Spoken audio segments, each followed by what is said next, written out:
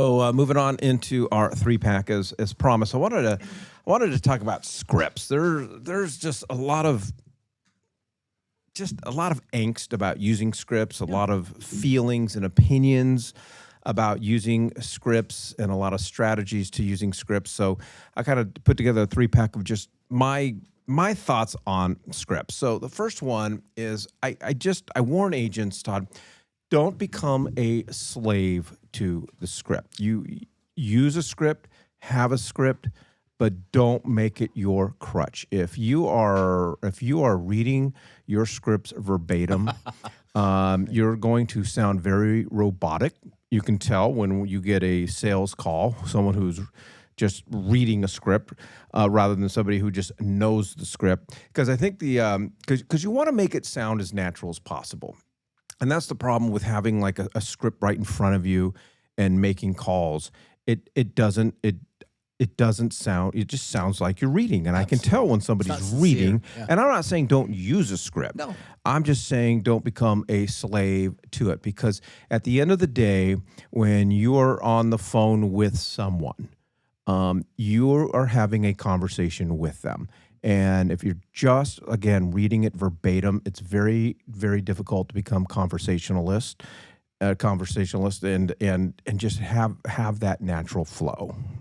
Yeah, I totally agree with that. But I want to make people realize, scripts are designed to help you navigate through particular objections potentially. But scripts aren't just what you think. It's not a sales trick, a gimmick, a tool. It's what you've found works over time. And so you build your own script database as well. If you were to go out, Mike, and go to some burger joint and you ordered a burger, you know exactly what the questions are to ask that particular person. You're comfortable with it. You're with it. The other person comes in, orders a burger, and eats it upside down, and think that they're doing the right thing. I don't know. But the question here with scripts is that there's a process. First is just like a movie character. You have to memorize it. Then you have to internalize it, understand why it says what it says and what it causes the consumer to feel. Number three, you get to customize it, which is your ability to change it, to modify it, to be on the, what do they call that? Just be quick in replying. And then the fourth one is to capitalize upon it, because if you do it right, you win. But to your point, don't be a slave to it. Don't force yourself to have to read a script. Think about what the script says and then put it into your own words. The consumer may be thinking about it differently. I mean, the thing that you need to start with before you start with the script is what is the goal for the conversation? And then that's kind of where your script comes from.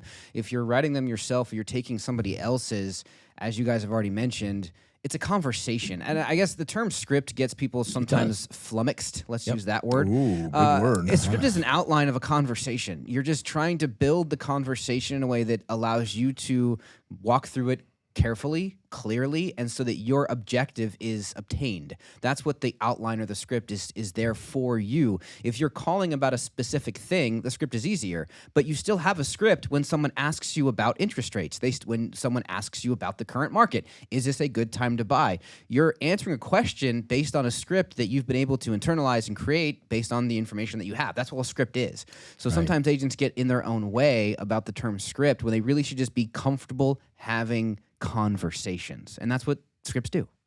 Yeah, and I think for me, a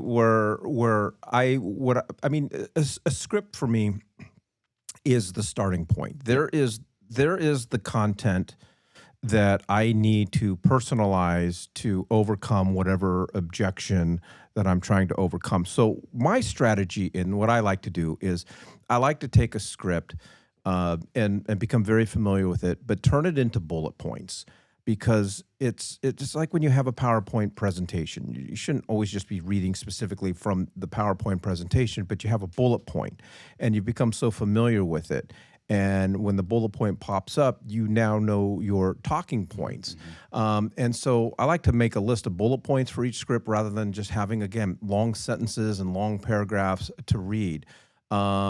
But become familiar with your bullet points. When I'm taking a look at an objection, I can write the bullet points of what are the possible objections, what are the possible pushbacks I'm going to get from that consumer.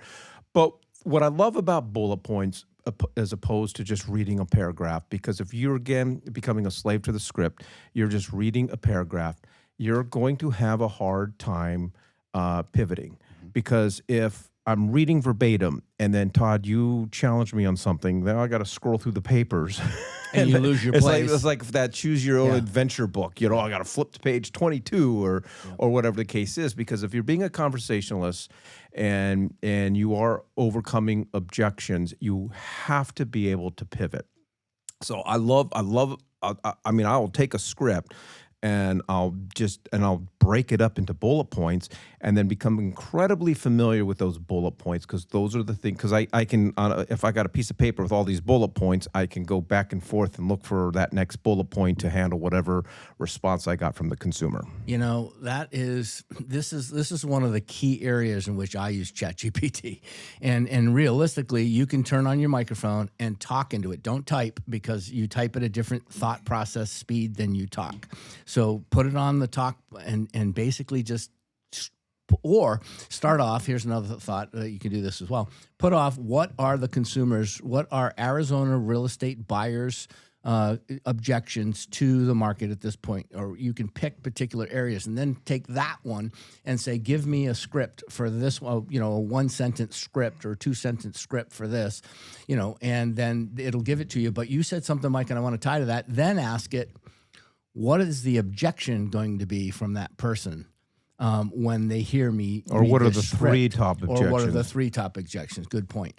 And so that allows you to dig down and know what the objection's going to be before you ever show up and ask the question. Well, you're going to be in for a real treat, because we got Q&A on later on, they're going to talk about this and how you can take what you just said and actually do it with ChatGPT. So it's going to be great. Yeah, and the bullet points, it allows you to, conversations are chess games. You do this, I'm going to do this. I mean, we're trying to get someone to come to our mindset, our mentality on their own, so they self-realize that they want to work with me, they want to use me, they want to get into the marketplace as best as they can. So the bullet point versus reading out the script is paramount. I've been fortunate in the last couple of years to do a lot of public speaking. Every single time without fail, when I write down verbatim what I want to say, and then I have it written down and I go up, and I've read it through 100 times, but I'm still reading it, versus just having a bunch of bullet points and I'm just talking based on my knowledge and feeling and emotion at that moment. Whenever I just bullet point, it's always 100% better than when I write it down word by word. Because you're allowed to bring in that emotion, and you're able to just pivot on your emotions and pivot. And your bullet points pull you back when you go down the tangents and you have a conversation. All right, good stuff. Yeah, that's good. Well, maybe Nick's saying, Todd, you should use more bullet points. Well, I don't know. All I know is my ChatGPT experience just told me that the best way to use Plus is to start allowing it making my operating system. So I just started working on that this week. So we'll see. All right, and then at the end of the day, this is the big one. You can study and you can read and you can memorize all day long any script that you have in front, and you can go through the process of creating all the bullet points, but you can't replace role playing. If you are not role playing, then you're beginning the role playing process with a potential buyer or seller, and that's not where it's not where you want to practice. So for me, and it's a constant battle, because a lot of agents, they're fine with the scripts, they're fine with points number 1 and point number 2, but it's like, okay, am I going to role play in a room with another agent? And there's a lot of anxiety with that. But if you wait till the real game, you're going to feel that same anxiety. So role play is essential because it allows you to practice. And you can role play with family, you can role play with friends, and more importantly, I think it's incredible to role play with other agents. It is, and I think that it's that intimidation factor, and that's the piece that is the valuable lesson to role playing. Or when I first started in sales, they used to video you. They would tell you, they would actually there'd be another person, there'd be 2 people role playing, but they would put you under a video. The added pressure of being even recorded now adds that. So once you think you know what you're saying, then turn the camera on and record yourself. When I started in high school, I started speaking, and back then we had cassette players. I don't know whether anybody remembers those. And I remember the new first technology. I remember, and it had a Discman, right? And I remember the first time I ever spoke, I was a senior in high school, and I spoke in front of a bunch of other high school students, and I recorded myself, and I walked out of there going, man, I am the best mamma jamma of all time. And I got into the car, and I popped in that cassette tape, I hate and about cassette. 5 minutes my in, I rolled down the window, ejected the tape, and threw it out the window. I'm like, I'm horrible. I mean, all the role playing that you can do, you should be recording it as much as you possibly can. If you're not able to air check what you're saying, how you sound, the cadence, the crutch phrases, the ums, the ands, the uhs, it's so important to make sure that the way you sound on a phone in a conversation is almost as important as the words that you're using and the tonality that you have. So get a tape recorder, use your phone, whatever you can do. iPhones make it real easy now. Hit the button before they answer the phone, and you have the ability to record it and then go back. It's so important to go back and air check yourself. I don't know anybody who likes the sound of their own voice. No, when it's they hear it terrible. being played back. I mean, I like the look of my own face. There I you mean, go. every day I wake up and I look in the mirror and I'm like, it happened again. I got better looking, but yeah, the sound of it, the sound of the voice. yeah. And then we're gonna lead into, because we got a very special guest on this morning, of when it comes down to role playing, of leveraging ChatGPT for role playing, and we're gonna get into it because there's a difference of just using ChatGPT to role play with, as opposed to having ChatGPT already geared up act as a buyer or as a seller. And so